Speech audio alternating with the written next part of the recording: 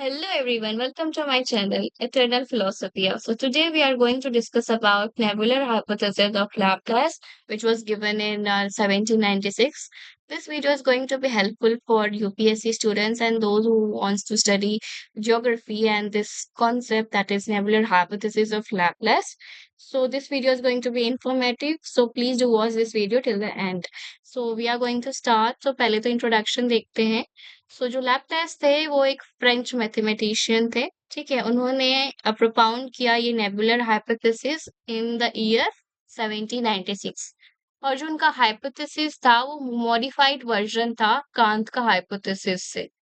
अगर आपने कांत का गैसियस हाइपोथेसिस के बारे में नहीं पढ़ा है तो आप मेरे चैनल में जाके इसका वीडियो देख सकते हैं। इसका लिंक जो है मैं डिस्क्रिप्शन बॉक्स में दे दूंगी, राइट। उसके बाद फिर जो लैपलेस है उन्होंने प्रोपाउंड किया था कि जो उनकी हाइपोथेसिस है वो मैथमेटिकल फॉर्मुलेशन पे बेस्ड नहीं है। ठीक है, इनफैक्ट जो लैपलेस है उन्होंने पोस्टुलेट भी किया था कि जो उनका हाइपोथेसिस है it was after removing inherent weak point and erroneous concept of Kant's hypothesis, which suffered from three basic defects. Example, तो पहले यहाँ पे इन्होंने बोल दिया था लैपलेस ने कि जो इनका हाइपोथेसिस है इट वाज लाइक जो भी एरर था और जो भी वीक पॉइंट्स था कांत हाइपोथेसिस का, इट वाज दैट। सो अगर एग्जाम्पल देखते हैं जो कि हमने देखा है इन कांत हाइपोथेसिस में, जो कि इनका एरर रहा है, जो कि इनका डिसएडवांटेज रहा है और इन्होंने क्रिटिसिज्म जो फेस किया। तो पहला देखते हैं, that is large amount of heat can not be generated due to collision of cold particles of primordial matter. तो हमें पता है कि कांत ने बोला था कि जो उनका प्राइमोर्डियल मैटर है वो कैसा है in nature, it is cold in nature. तो वो कोल्ड था। ठीक है, तो कोई भी ऐसी कोल्ड चीजें जब वो कोलिजन में आएगी तो वो लार्ज अमाउंट ऑफ हीट ना जनरेट नहीं कर पाएगा। ठीक है, this was the criticism it was given to this Kant and he was unable to explain it. ठीक है, तो यहाँ पे क्या किया लैपलेस ने, उन्होंने शुरू में बोल दिया कि जो उनका नेबुला है वो कैसा है, वो हॉट है। शुरू में इन्होंने बोल दिया कि उनका नेबुला हॉट है। Now the second one is like mutual collision of particles cannot generate motion in the primordial matter and the random in the primordial matter। ठीक है, तो यहाँ पे क्या बोल रहे हैं, यहाँ पे रैंडम मोशन आएगा, मोशन। ओके, यहाँ पे मोशन आएगा। यहाँ पे क्या होगा कि जो म्यूचुअल कॉलिजन है, यानी कि अगर दो चीजें अगर टकरा रही हैं, ठीक है, वो जनरेट नहीं कर सकती हैं, दैट इज एंगुलर मूवमेंट या फिर कोई भी रैंडम मूवमेंट जो कि एक ही डायरेक्शन में घूमता जा रहा है without an external force is applied. ठीक है, जब तक कोई एक्सटर्नल फोर्स अप्लाइड नहीं होगा मोशनलेस चीज पे, जब तक वो मोशन में नहीं आएगा। क्योंकि जो कांत है उन्होंने बोला था कि जो उनका प्राइमोर्डियल मैटर है वो मोशनलेस है। ठीक है, मोशनलेस है। यहाँ पे क्या किया लैपलेस ने कि उन्होंने बोला कि जो उनका नेबुला है वो क्या है, वो मोशन में है। ठीक है, इन्होंने शुरू में बोल दिया कि वो मोशन में है, it is moving around the axis.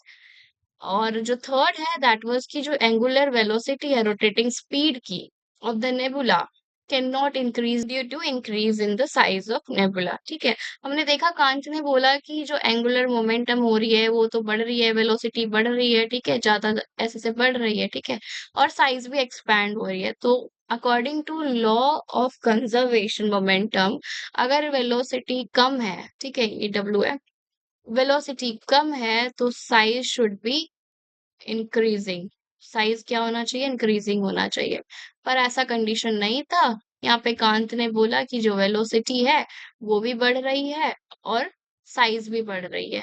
ठीक है, तो यहाँ पे कांत ने क्या कमिट किया, लॉ ऑफ कंजर्वेशन मोमेंटम। तो यहाँ पे क्या किया लैपलेस ने, उन्होंने बोला कि उनका जो नेबुला है वो क्या है कि धीरे धीरे छोटा होते गया और जो उसका एंगुलर मोमेंटम है वो बढ़ता गया। ठीक है, तो ये इन्होंने बोला। तो इनका जो assumption है लैपलेस का हाइपोथेसिस का देखते हैं। इन ऑर्डर टू रिमूव ये defects of can't hypothesis, Laplace assume certain axioms for this postulation of his nebular hypothesis to solve this riddle of the origin of the earth। ठीक है, तो यहाँ पे लैपलेस ने जो भी कांट के हाइपोथेसिस के डिफेक्ट थे उसको रिमूव करने की कोशिश करी। ठीक है, तो जो इनका हाइपोथेसिस था देखते हैं, he assumed that there was a huge hot gaseous nebula in the space. इन्होंने बोला कि हम अज्यूम कर रहे हैं वहां पे एक बहुत ही बड़ा सा और हॉट गैशियस जो है नेबुला जो है वो वहां पे स्पेस में है, ठीक है। Thus, he solved the problem of heat of nebula through the assumption, ठीक है, जो कि हमने ऊपर देखा। Now, the second one is कि जब from the very beginning huge and hot nebula was rotating on its axis, कि ये जो नेबुला है जो कि हॉट था और बहुत ही ज्यादा बड़ा था, जायंट था, ठीक है, वो ना ऑलरेडी रोटेट कर रहा था ऑन इट्स एक्सिस, ठीक है। थर्ड वन इज लाइक कि जो नेबुला है was continuously cooling due to loss of heat from its outer surface through the process of radiation. Thus, it was continuously reducing in size due to contraction of cooling. तो इन्होंने बोला कि जो nebula है वो continuously cool हो रहा था due to loss of heat. Heat जो है उसमें से लॉस हो रहा था, इसकी वजह से क्या हुआ कि जो नेबुला का साइज है वो छोटा होता गया। और ये जो प्रोसेस था, this process was called the process of radiation. जब हम देखते हैं किसी चीज में से हीट रिलीज होती है तो वो श्रिंक हो जाती है, ठीक है। तो इन्होंने बोला है कि उसका जो साइज है वो छोटा होता गया due to this contraction of cooling. जितना वो कूल होता गया उतना छोटा होता गया। This was his assumption। So इसका हम देखते हैं the origin of Earth according to Laplace, तो ये हम इन डिटेल में देखेंगे। So it is based on aforesaid assumption. Laplace maintained that there was a hot, rotating, huge gaseous nebula in the space, and there was gradual loss of heat from the outer surface of the nebula through radiation due to circular motion and rotation of the nebula.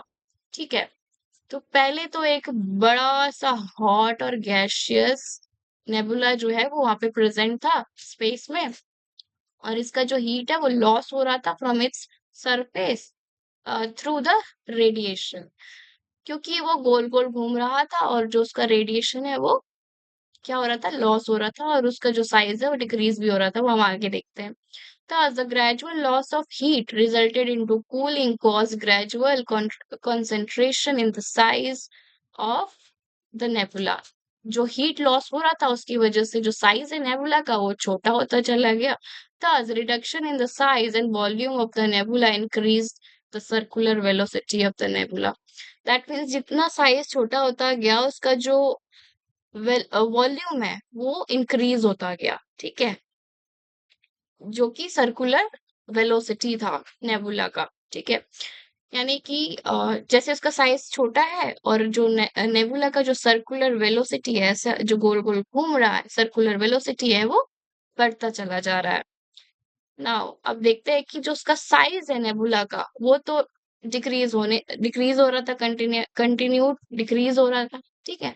जो velocity है rotatory motion का वो भी continue हो रहा था increase होने का। यहाँ पे कह रहे हैं कि जो साइज है वो डिक्रीज हो रहा था और जो मोशन है वो वेलोसिटी जो है वो इंक्रीज हो रहा था।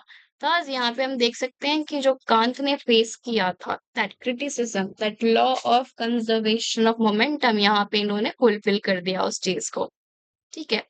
सो इससे क्या हुआ देखते हैं। Third nebula started spinning at very fast speed, बहुत तेज से वो घूमने लगा, बहुत तेज, क्योंकि इंक्रीज होते जा रहा था उसका जो वेलोसिटी है, क्योंकि उसका साइज कम होते जा रहा था, ठीक है। कॉन्सिक्वेंटली जो कि सेंट्रीफ्यूगल फोर्स है, यानी कि हम बताती हूँ मैं आपको, ये गोल गोल घूम रहा है तो इसको हम सेंट्रीफ्यूगल पेटल बोलते हैं, सेंट्रीफ्यूगल पेटल बोलेंगे। और जो ये कॉर्नर वाला है दैट मीन्स आउटर वाला लेयर, उसको हम सेंट्रीफ्यूगल फोर्स बोलते हैं। तो क्या हुआ, एक टाइम ऐसा आया कि जो सेंट्रीफ्यूगल है वो ग्रेटर हो गया सेंट्रीपेटल से। फिर उसके बाद क्या होता है देखते हैं, ठीक है।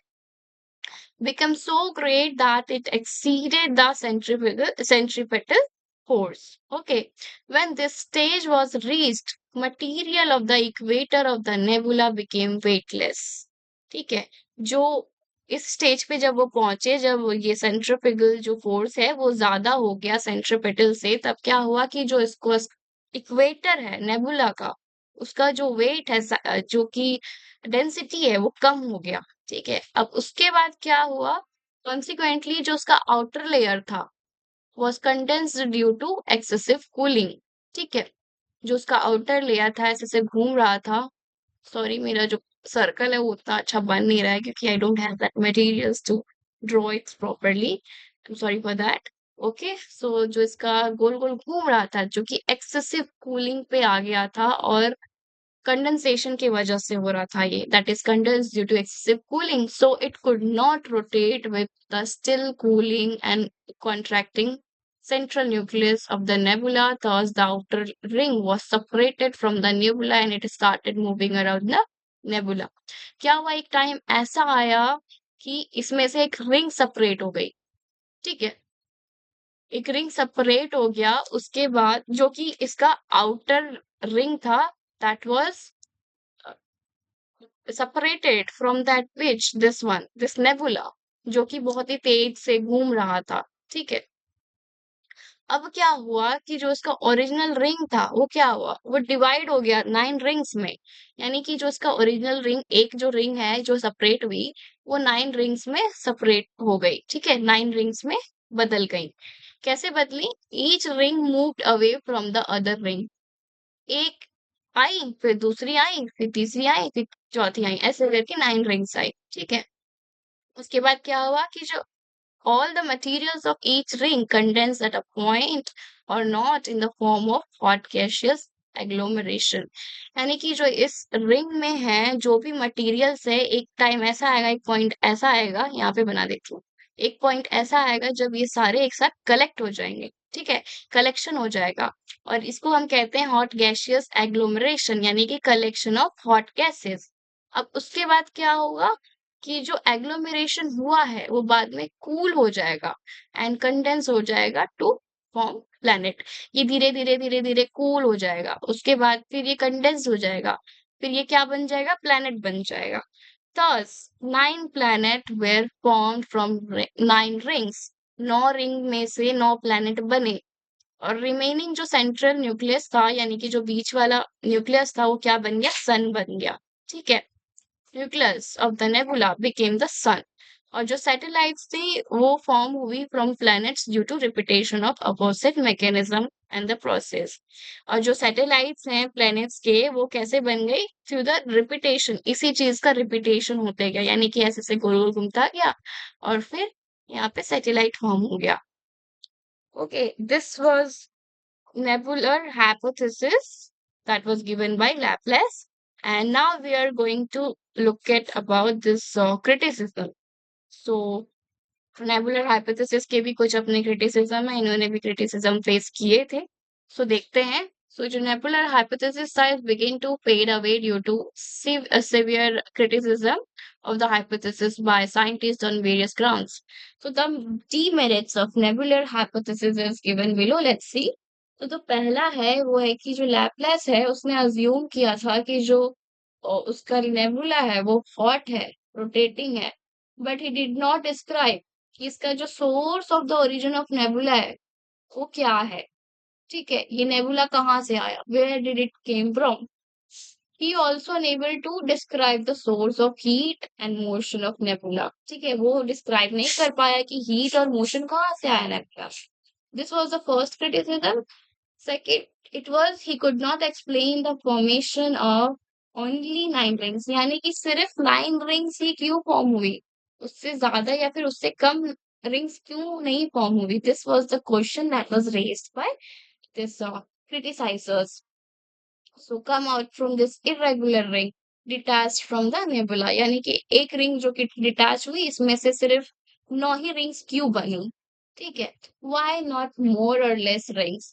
It is quite unreasonable to imagine the situation that all matter of one ring could condense into one incandescent gaseous mass to form one planet. Okay, this was the second criticism. Now let's see the third one. One it is, if sun is the remaining nucleus, जो nucleus था ना जो कि बचा हुआ था centre में, उसको सन बोल दिया ना इन्होंने, of the nebula. As claimed by Laplace, it should have small bulge around its middle part. यहाँ पे क्या होना चाहिए था, एक स्मॉल बल्ज होना चाहिए था इसके मिडल पार्ट में। जिसकी वजह से हमें पता चलता कि जो उसका इर्रेगुलर रिंग जो है सेपरेट हुआ है सन में से। बट हमने देखा कि वहां पे कोई बल्ज ही नहीं था in the middle part of the sun, कोई बल्ज ही नहीं है सन में।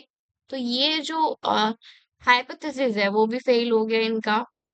Fourth one is if we accept, अगर हम एक्सेप्ट कर भी लेते हैं टेनेट ऑफ लैपलेस की जो प्लैनेट्स है वो फॉर्म हुए थे फ्रॉम नेबुला, देन अगर हमने एक्सेप्ट कर दिया तो इसका मतलब ये है कि it must have been in liquid state, वो लिक्विड स्टेट में होगा और कैन नॉट रोटेट और रिवॉल्व अराउंड सन प्रॉपरली, क्योंकि जो रोटेटरी मोशन है लिक्विड का, जो कि डिफरेंट लेयर्स ऑफ लिक्विड होता है, उसका इक्वल नहीं होता है। ठीक है, ओनली सॉलिड मास के पास ये, ओनली जो सॉलिड मास होते हैं ऑफ मैटर उनके पास ये प्रॉपर्टी होता है टू परफॉर्म रोटेटरी और revolutionary motions along a near circular path without losing it original shape. ठीक है, जैसे कि हमने बोला कि ये गैशियस होगा, फर्स्ट में उन्होंने बोला कि ये गैशियस था, राइट, गैशियस था जो उनका नेबुला था, और धीरे धीरे जो है हीट इसमें से वो होती गई, रिलीज होती गई और ये छोटा होता गया। तो अगर जो प्लैनेट्स है नेबुला में से बने हैं तो वो लिक्विड स्टेट में होगी पहले, ठीक है, और वो रिवॉल्व कर रही होगी सन के आगे, ठीक है, प्रॉपरली। बट हम देख सकते हैं कि जो डिफरेंट लेयर्स होते हैं लिक्विड के, ठीक है, डिफरेंट लेयर्स होते हैं लिक्विड के, वो इक्वल नहीं होते हैं, अलग अलग होते हैं। और हमें पता है कि जो सिर्फ सॉलिड मास होते हैं उन्हीं के पास ये प्रॉपर्टी होता है कि वो रोटेट कर सके, रिवॉल्व कर सके, रिवॉल्वरी मोशन कर सके वो near what, near circular path without losing its original shape. जो सर्कुलर पाथ होता है उस पे वो रिवॉल्व कर सके, ठीक है, without losing its original shape. This was the fourth one. Now the fifth one is according to nebular hypothesis, जो सैटेलाइट्स है वो भी रिवॉल्व कर रहे होंगे in the direction of their father planet, यानी कि अगर कोई प्लैनेट ऐसे रिवॉल्व कर रहा है तो उसका जो सैटेलाइट है वो भी ऐसे रिवॉल्व कर रहा होगा, यानी कि वो एंटी क्लॉकवाइज रिवॉल्व कर रहा है तो ये भी एंटी क्लॉकवाइज रिवॉल्व कर रहा होगा, ठीक है। बट हमने देखा contrary to this, a few satellite of Saturn and Jupiter revolve in the opposite direction of their father planet। पर हमने देखा कि जो सैटेलाइट्स हैं सैटर्न के और जुपिटर के वो तो ऑपोजिट डायरेक्शन में रिवॉल्व कर रहे हैं, ठीक है। So this was the fifth criticism he faced. So here we have completed this nebular hypothesis of Laplace. Thank you everyone for watching my video. If you feel that my videos are helpful for you, please do like, comment and share my videos to all those students who wants to know about this nebular hypothesis. Okay, bye bye. Take care of yourself.